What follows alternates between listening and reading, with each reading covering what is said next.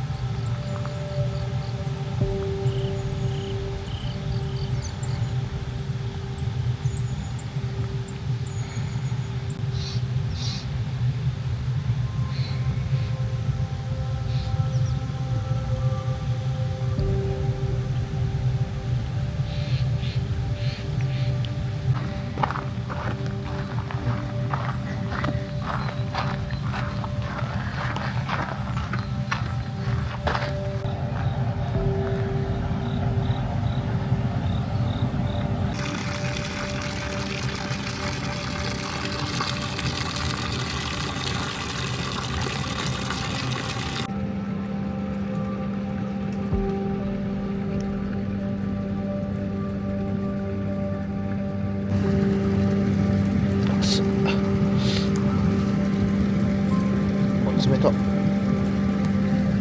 熱っ。冷た。熱っ。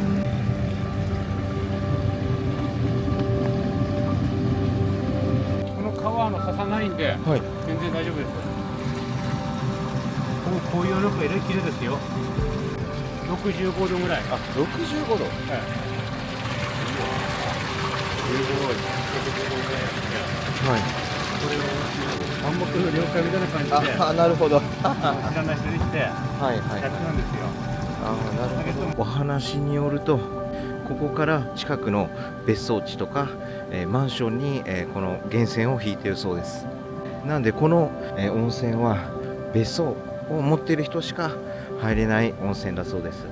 以前はそことそこで、温泉卵、暗黙の了解で、作ってたらしいんですけど、お客さんが、ここに卵のネットを落としてしまって、このパイプに詰まらして、大変なことになったそうで、ロックされて、今は温泉卵が作れない状態になっています。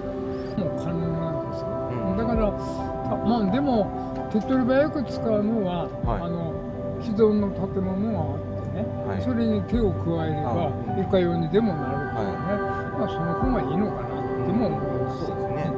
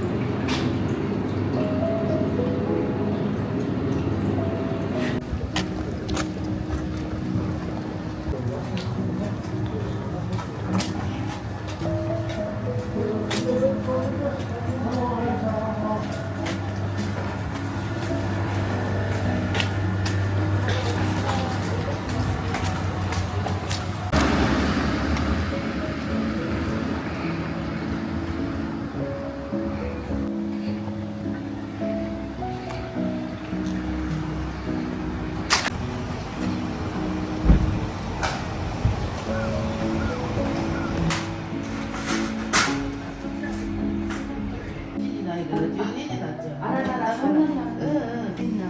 44位。